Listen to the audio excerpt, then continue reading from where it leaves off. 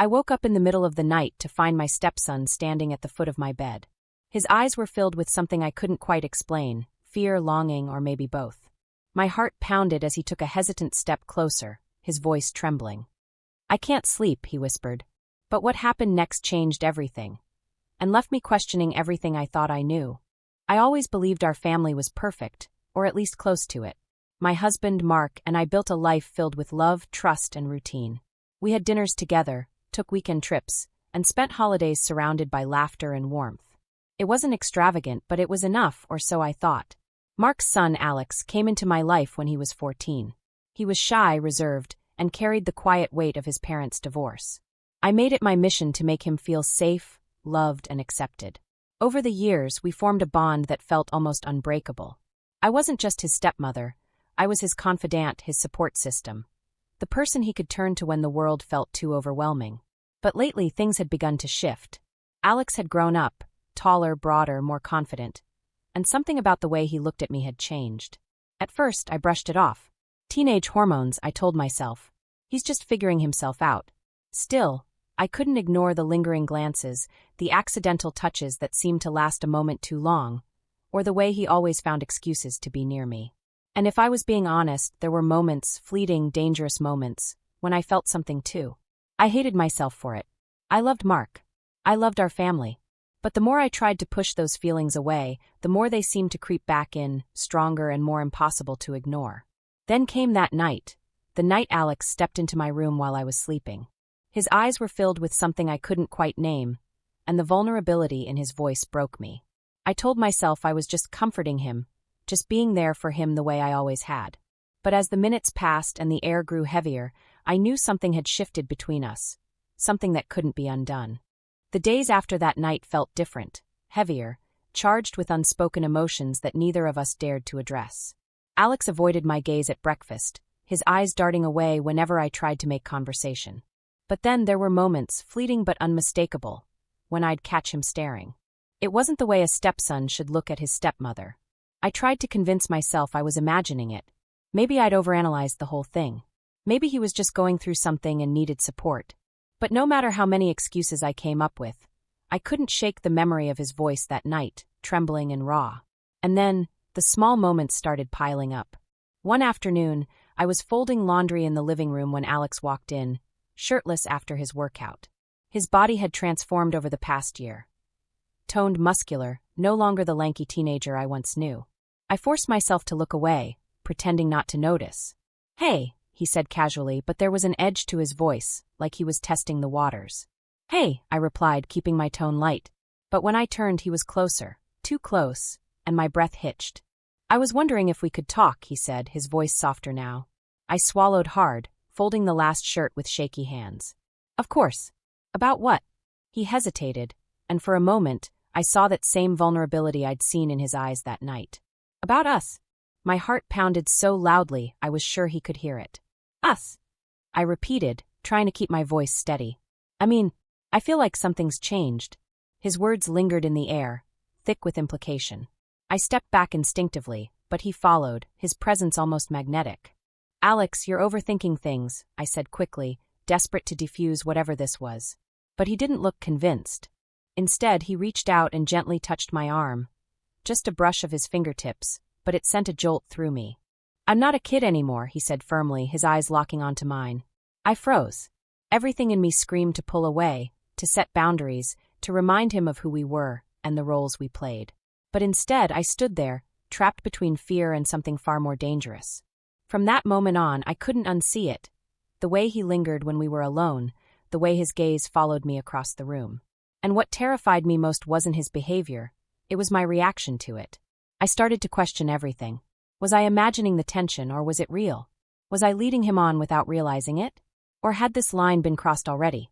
Mark was oblivious, of course. He trusted both of us completely, and that only made the guilt worse. I felt like a stranger in my own home, constantly on edge, constantly waiting for the moment when everything would unravel. And deep down, a part of me knew it was only a matter of time. The tension between Alex and me only grew stronger as the days passed. It was in the way he lingered in doorways when I entered a room, the way his eyes seemed to follow my every move. I told myself it was harmless, that he was just confused, that his feelings were temporary. But deep down I knew better. One evening, I was in the kitchen washing dishes when Alex walked in. His hair was damp, and he smelled faintly of soap and aftershave.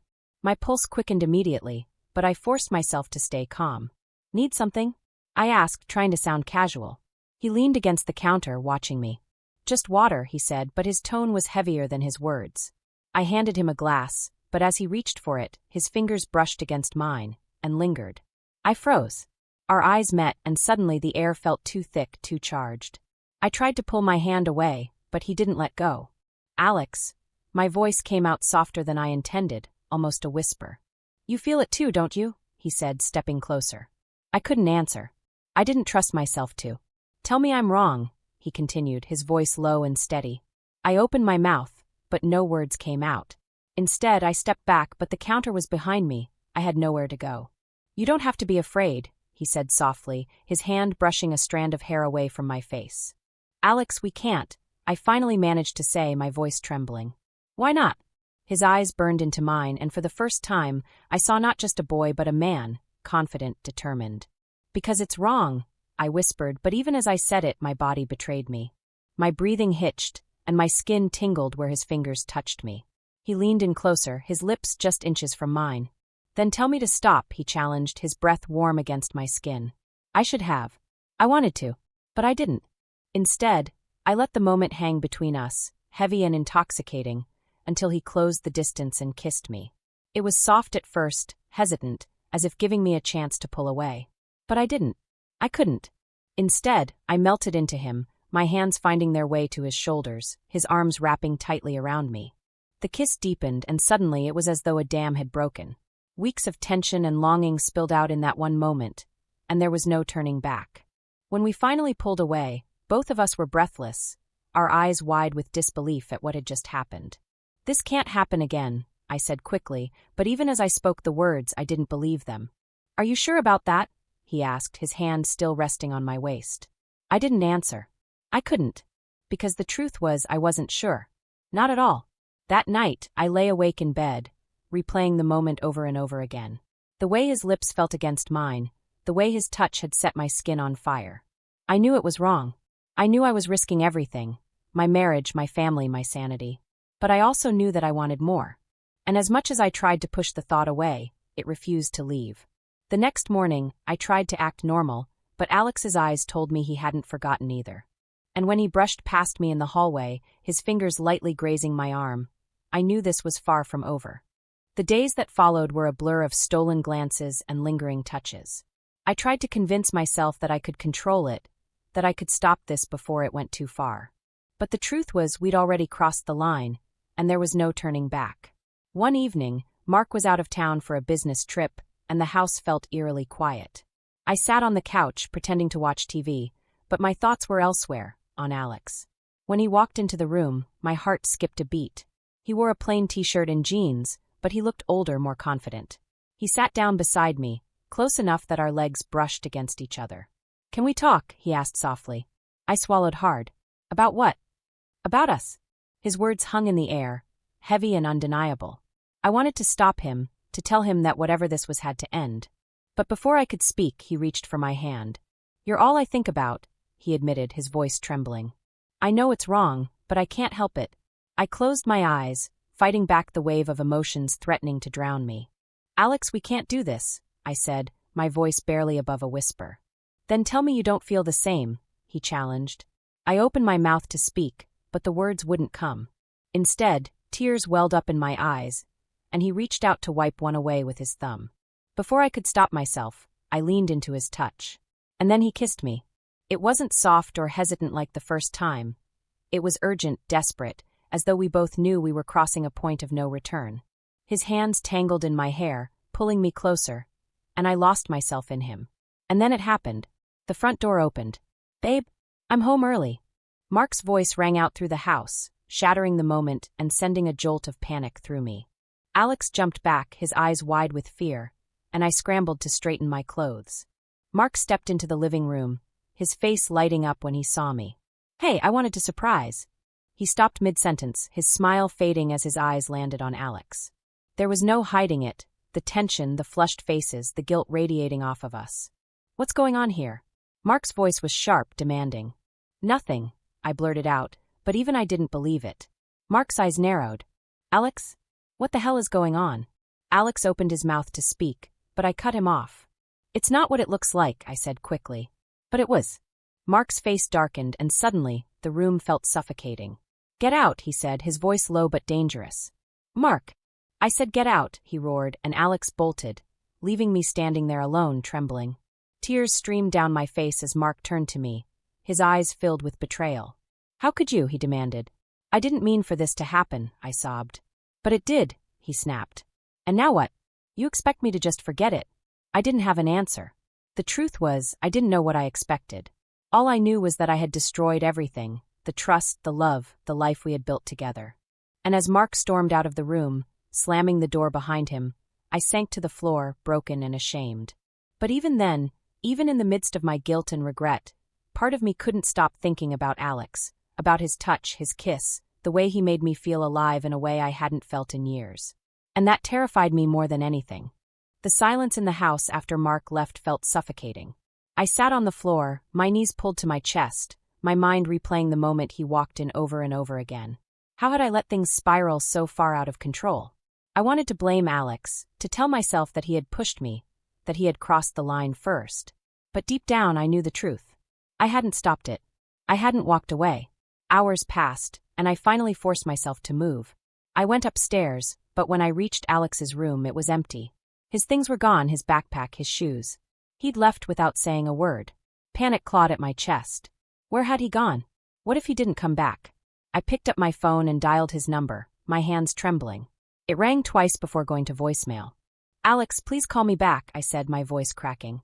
"We need to talk. I need to know you're okay." But he didn't call. Mark didn't come home that night either. I spent hours pacing the house, my thoughts spiraling. What if Mark told someone? What if Alex told someone?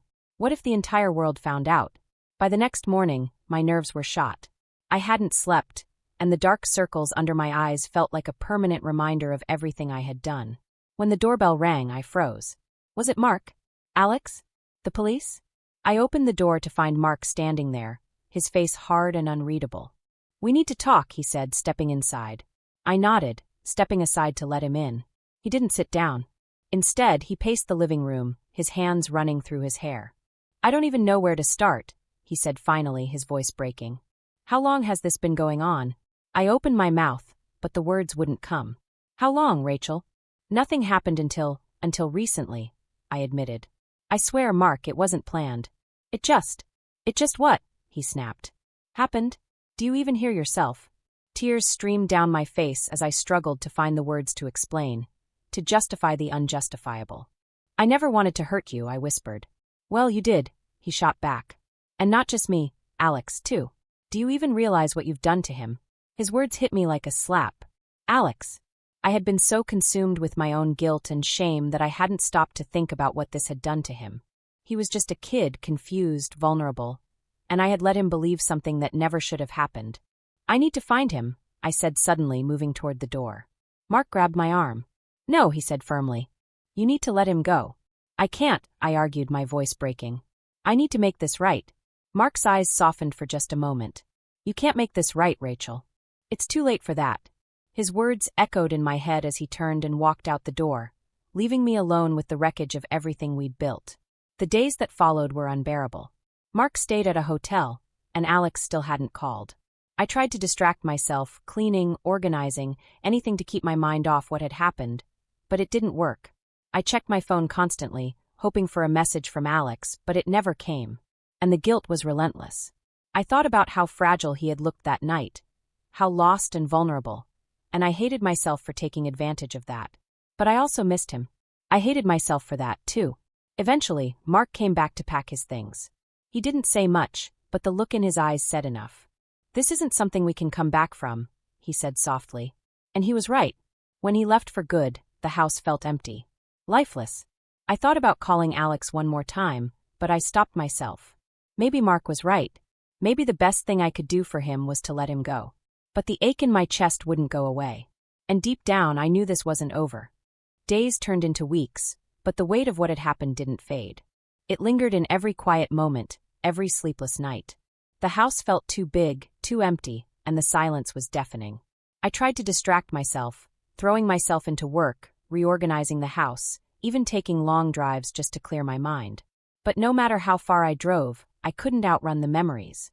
Alex never called. Mark didn't come back. And I was left to face the fallout alone. I spent hours replaying every moment in my mind, wondering where it all went wrong, how I could have let things get so out of hand. At first, I tried to justify it, telling myself that it was just a moment of weakness, a mistake born out of confusion and loneliness. But the truth was, it was more than that. I crossed a line I could never uncross, and I shattered the trust of the people I cared about most. For weeks, I waited for the consequences to catch up with me, for the knock on the door, the whispers from neighbors, the judgmental stares. But no one ever came.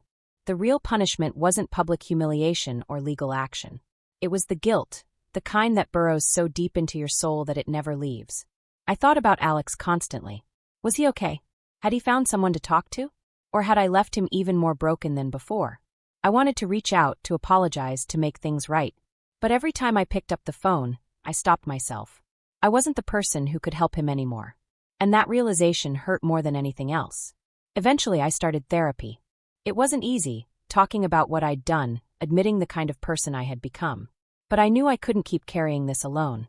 Through therapy, I learned to confront the deeper issues, the loneliness, the insecurity, the fear of growing older and feeling invisible. I started to understand how I had let myself fall into something so dangerous, so destructive. But understanding didn't make the guilt go away. It just made it easier to live with. I also learned that forgiveness wasn't something that came easily, especially when it came to forgiving myself. Mark and I filed for divorce. It wasn't messy, just sad. He deserved better, and we both knew it. And Alex? I never saw him again. I thought about reaching out to him once I felt stronger, but I knew it wouldn't be fair, to him or to me. He deserved a chance to heal, to move on, without me dragging him back into the past. As painful as it was, letting go was the only way to make peace with what had happened. And in time, I started to rebuild my life, not the same life I had before, but something quieter, simpler. I'll never forget what happened, and I'll never stop regretting it. But I've learned that sometimes the hardest thing to do is to face yourself, to own your mistakes, no matter how terrible, and to keep moving forward anyway. Because in the end, the only way to make peace with the past is to stop letting it define your future. What would you have done in my situation? Was it just a moment of weakness or something deeper? Let me know your thoughts in the comments below. Your perspective might help someone going through the same struggles. And don't forget to like and subscribe for more shocking, emotional stories like this one. You won't believe what happens in the next story. Stay tuned.